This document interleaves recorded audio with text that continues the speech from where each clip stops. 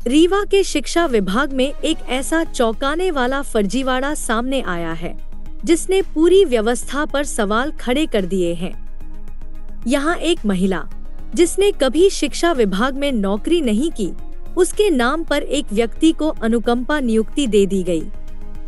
हैरानी की बात तो यह है कि वह व्यक्ति उस महिला का बेटा भी नहीं है। फर्जी नियुक्ति आदेश जिला शिक्षा अधिकारी कार्यालय से जारी हुआ और व्यक्ति ने बाकायदा पदभार भी ग्रहण कर लिया। पूरा मामला तब उजागर हुआ जब कथित मृतक महिला बेलाकली कोल को सहायक शिक्षक बताया गया, जबकि हकीकत में उन्होंने कभी इस विभाग में सेवा ही नहीं दी थी। इसके बावजूद उनके नाम पर एक युवक ब्रजेश कुमार कोल को शासकीय उच्चतर माध्यमिक विद्यालय जोड़ौरी में प्यून पद पर नियुक्त कर दिया गया। सवाल उठ रहे हैं कि इतनी सख्त प्रक्रिया और 21 बिंदुओं वाली चेकलिस्ट होने के बावजूद फर्जी दस्तावेज कैसे पास हो गए? क्या यह सब बिना अंदरूनी मिलीभगत के संभव है? आनन-फानन में जिला शिक्षा अधिकारी ने जांच टीम बनाकर 2 दिन में ही नियुक्ति आदेश रद्द कर दिया। लेकिन इस मामले में अनुकंपा प्रभारी राम प्रसन्न द्विवेदी की भूमिका भी संदिग्ध मानी जा रही है। अब प्रशासन जांच की बात कर रहा है।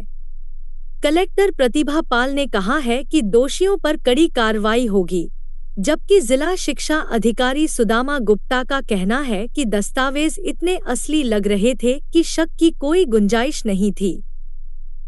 बड़ा सवाल यह है कि क्या फर्जी दस्तावेजों के सहारे सरकारी नौकरियां हासिल करना इतना आसान हो गया है? और क्या इस घोटाले में कुछ बड़े चेहरे भी शामिल हैं? जांच के नतीजे ही अब जवाब देंगे। उसकी मां वहां काम करती है, लेकिन उस महिला का ग्राम पंचायत में पता ही नहीं है, वो कभी शिक्षा विभाग में थी। क्या मामला है? एक अनुकंपा नियुक्त हुई है ब्रजेश कुमार कोल की, और ये अभी लास्ट अप्रैल में ही इसके आदेश जारी हुए हैं। और इसके द्वारा जो प्रस्तुत अभिलेख हैं वो अभिलेख एकदम सत्य प्रतीत हो रहे थे, और वो उन अभिलेखों में जो डॉक्यूमेंट्स लगे हैं वो सब फर्जी हैं, परंतु इतने अच्छे तरीके से उसको बनाया गया था कि प्रथम दृष्टया वो एकदम सही प्रतीत हुए। अनुकंपा नियुक्ति चूंकि सहानुभूतिपूर्वक दी जाती है तो उसकी नियुक्ति के आदेश हो गए, परंतु नियुक्ति के उपरांत जब उसके बाकी कार्रवाई करनी हो थी, उसके भुगतान हो जाए, तो ये संज्ञान में आया कि कुछ ये गड़बड़ है। तो प्रथम दृष्टया उसकी सूक्ष्म जब जाँच की गई तो वो पूरे फर्जी लगे, और इसके लिए एक समिति बनाई गई है। समिति में रिपोर्ट नहीं दी है, पर उसके आदेश को तत्काल निरस्त कर दिया गया है। सर, ये जो महिला जिसकी सेवा बताई जा रही थी, उसकी कुछ डॉक्यूमेंट्स भी आपके विभाग में रहे होंगे, क्या ये सब जांच करने की जरूरत नहीं थी?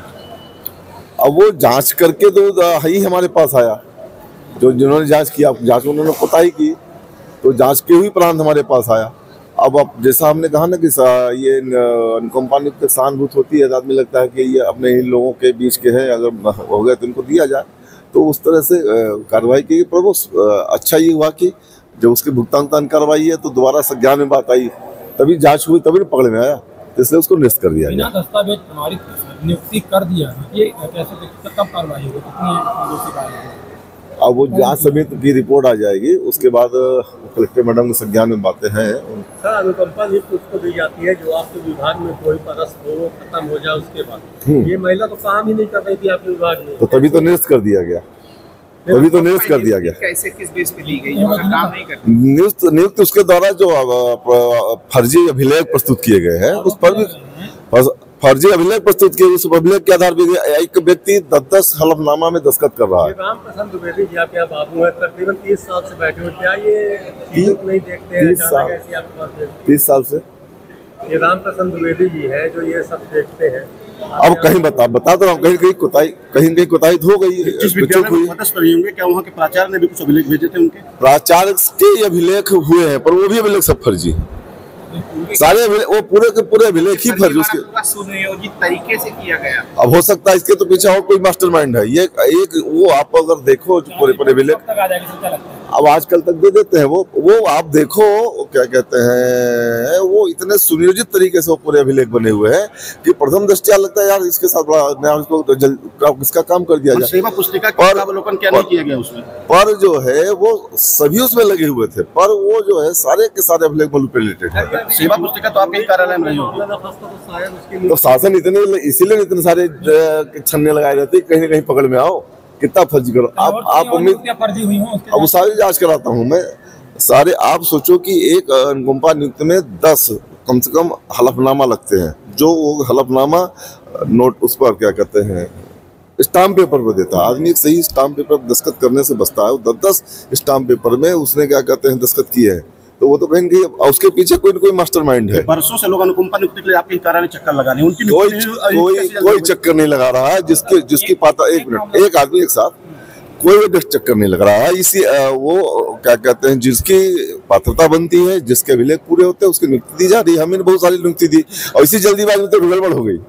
व्यक्ति को अनुकंपा नियुक्ति दी गई, ये बताया गया कि उसकी मां वहाँ नौकरी करती थी लेकिन वो कभी वहाँ नौकरी की ही नहीं। एक अनुकंपा नियुक्ति का ऐसा प्रकरण शिक्षा विभाग का संज्ञान में आया है। अनुकंपा नियुक्ति जो है वो गलत दस्तावेज जो आवेदक थे उनके द्वारा लगाए गए थे। सभी दस्तावेज ऐसे हलफनामे के साथ में दिए गए जो सत्य प्रतीत हो रहे थे, इसीलिए उसमें अनुकंपा नियुक्ति उस प्रकरण में की गई। लेकिन जब बाद में ये तथ्य संज्ञान में आया कि ऐसा कोई कर्मचारी जो है वो नहीं पाया गया और उनकी मृत्यु और अन्य जो दस्तावेज थे वो भी फिर प्रश्न उन पर भी उठाए और इसी कारण से उसमें प्रथम दृष्टया जो जांच की गई और जांच में ये पाया गया कि वो जो अनुकंपा नियुक्ति है वो गलत तथ्यों पर गलत दस्तावेजों पर प्राप्त की गई है, इसलिए उसको निरस्त किया जा रहा है। साथ ही जिस व्यक्ति ने गलत दस्तावेज लगाए और जो आवेदक थे उनके विरुद्ध FIR की कार्रवाई भी की जा रही है।